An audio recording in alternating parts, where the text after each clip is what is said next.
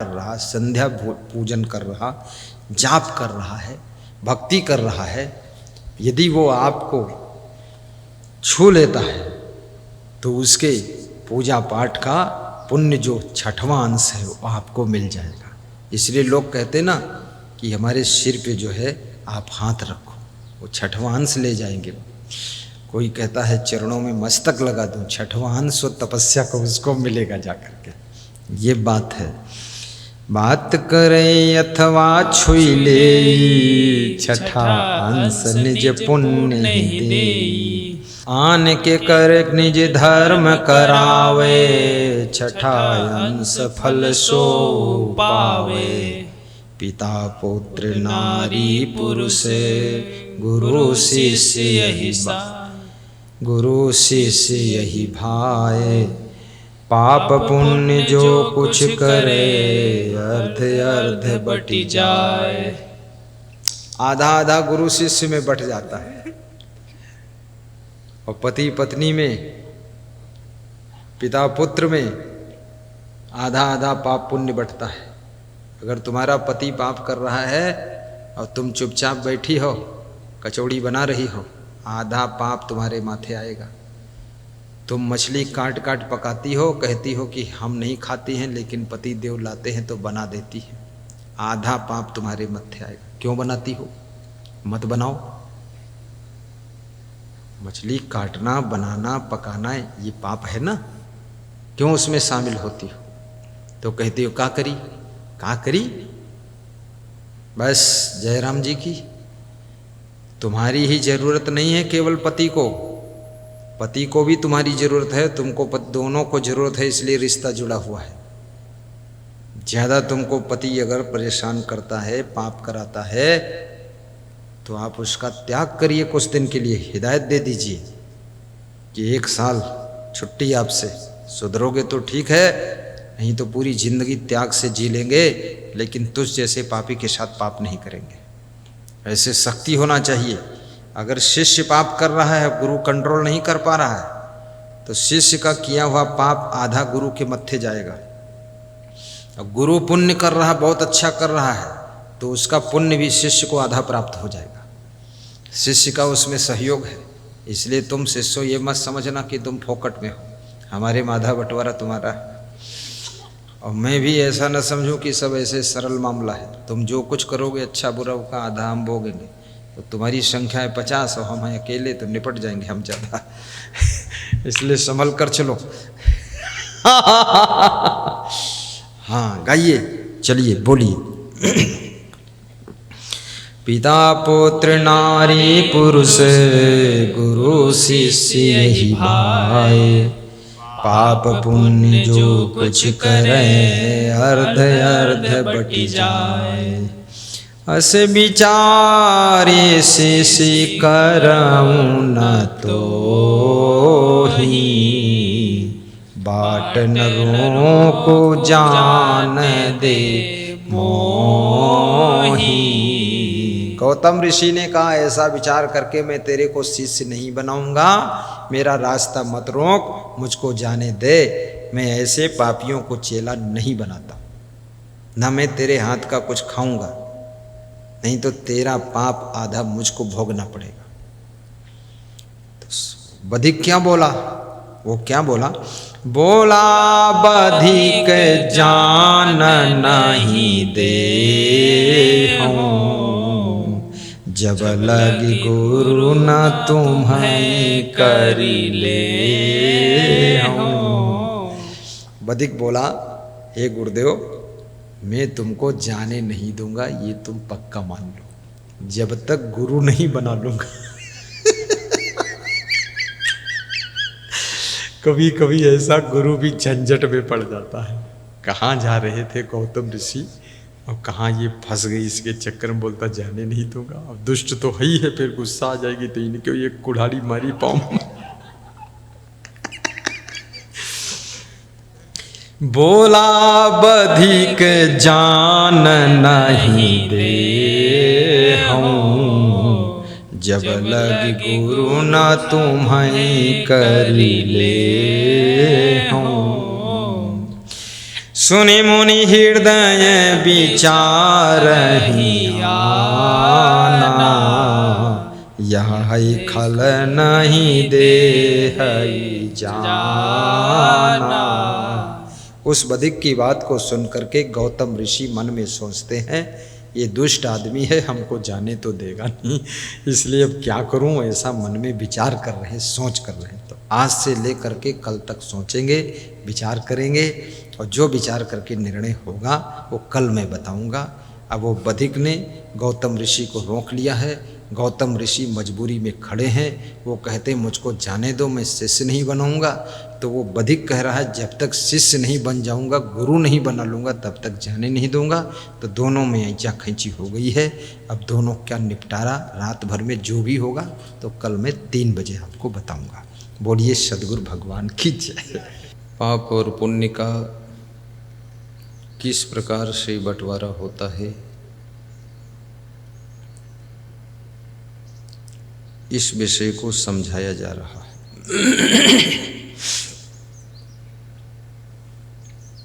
किसी जंगल में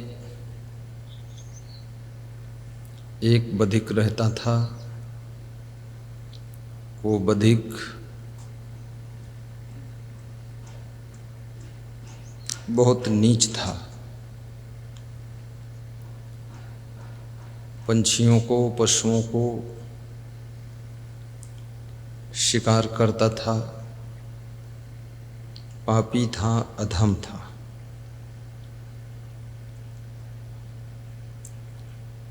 एक दिन उसके मन में विचार आया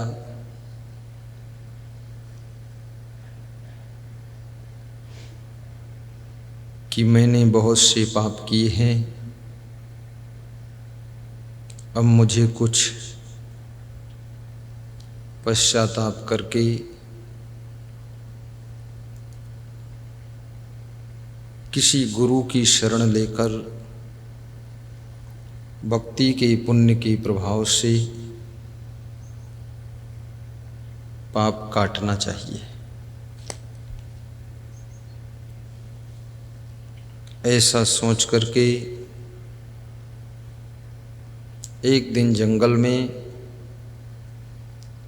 किसी पेड़ के नीचे ध्यान में बैठा था। एक दिन मन कीन विचारा, मौसम पतित न को संसारा। उसने एक दिन मन में विचार किया कि मेरे समान कोई पतित नहीं है संसार में, मैं बड़ा पापी हूँ। न जाने कितनी चिड़ियों को, हजारों लाखों पशुओं को मैंने मारकर खाया भी है, बेचा भी है। तो उसके मन में विचार आया कि जब ते धर्यों देह जग आई, पाप करत सब उमेरी गंवाई।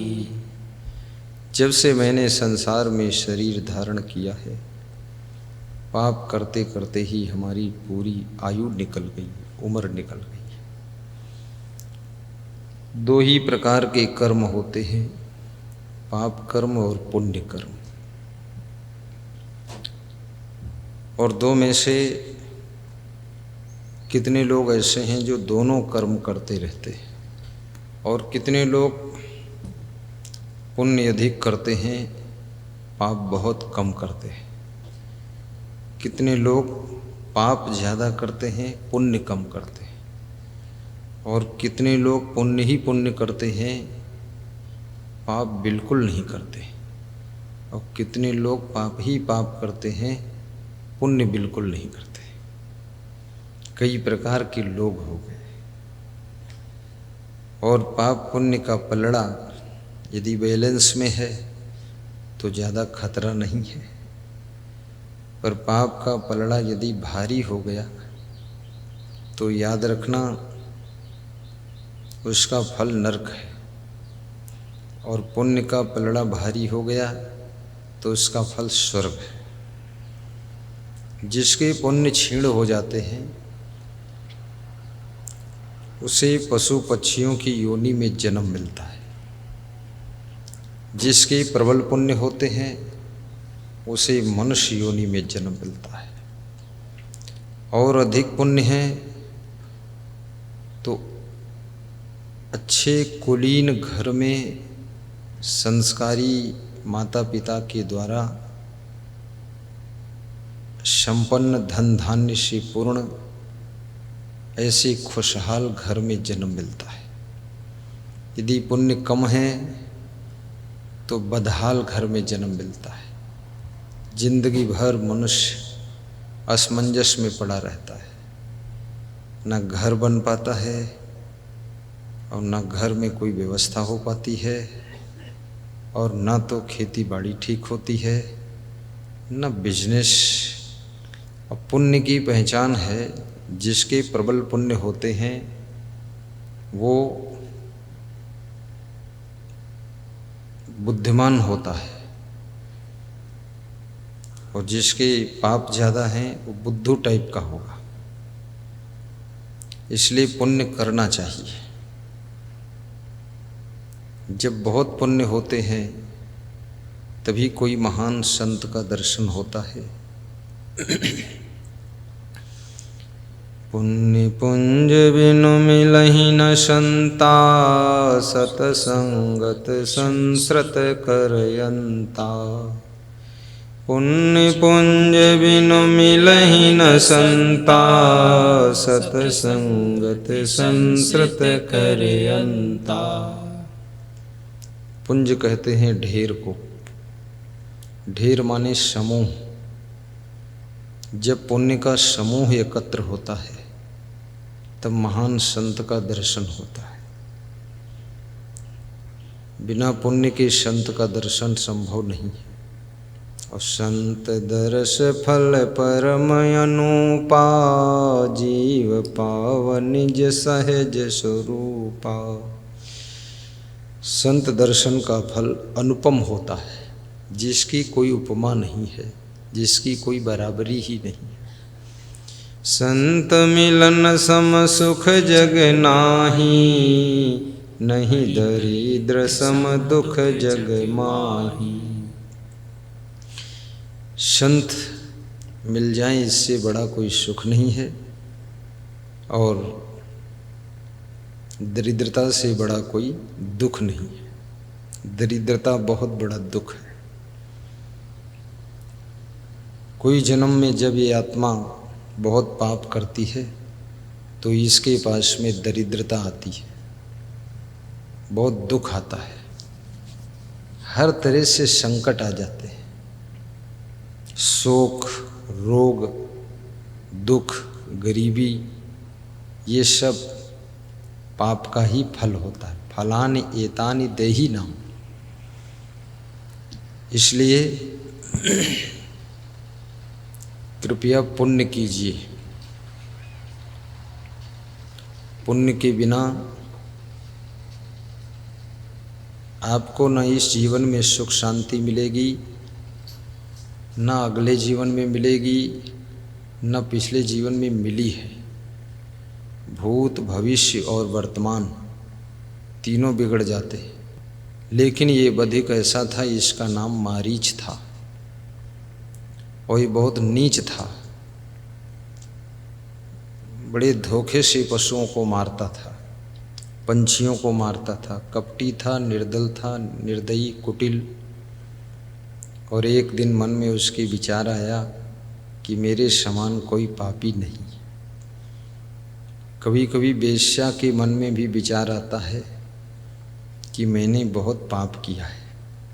कभी चोर भी पश्चाताप करने लग जाता है कि हमने बहुत लोगों के घर चोरी किया है, बहुत लोग दुखी हुए हैं, अब ये चोरी का कर्म छोड़ देना चाहिए हमको। उसके मन में आ जाता है। मांस खाने वालों के मन में भी कभी कभी विचार आ जाता है कि बहुत मांस खाया हूँ, बकरा, मुर्गा, भैंसा, मछली, अंडा, चिड़िया, चूहा, अब सब मैं छोड़ देता हूँ। बहुत जीव मारे गए हैं, बहुत पाप हुआ है, ग्लानि हो जाती है। कभी कभी मर्डर करने वाले लोगों के मन में भी विचार आ जाता है कि बहुत पाप हमने किया है, अब ऐसा कर्म नहीं करेंगे, बहुत हो गया, अब त्याग कर देता हूँ इसको मैं। अब जो है स्वयं मेहनत करके जीव को उपार्जन करूँगा और किसी की चोरी चपारी नहीं करूँगा, ना किसी का मर्डर करूँगा, ना बेईमानी करूँगा, ना मेड़ खोदूँगा, ना किसी की फसल चुरा कर काटूँगा, ना किसी की भैंस चुराऊँगा, ना किसी के पैसे चुराऊँगा। किसी के पैसे मिल जाएंगे तो उसको वापस दे दूँगा। गिरा हुआ माल हमारा नहीं है, जिसका है उसका है, उसको दे दूँगा। ऐसा वो विचार आ जाता है। और ये विचार तभी आते हैं जब आपके पुण्य प्रबल होने लग जाते हैं। ऐसे विचार ये नहीं आते हैं। बेविचारी लोगों के मन में भी विचार आता है कभी कभी कि मैंने बहुत सी लड़कियों को बिगाड़ा, बहुत सी स्त्रियों को भ्रष्ट किया, अब ये पाप नहीं करूँगा, बहुत हो गया, नरक में भी ठिकाना नहीं मिलेगा। ग्लानि हो जाती है, फिर उसका सुधार हो जाता है। कभी कभी जो भ्रष्ट औरतें हैं, बेविचारिणी हैं, उनके मन में भी ग्लानि होती है, बहुत गंदा काम कर चुकी हूँ, कितने पुरुषों को बिगाड़ दिया, कितनों का घर बर्बाद कर दिया, वेश्या बन गई पूरी, अब ये कुकर्म छोड़ दूँगी, अब ऐसा काम नहीं करूँगी, केवल अपने पति से स्नेह करूँगी और बाकी पुरुषों में आकर्षित नहीं होंगी।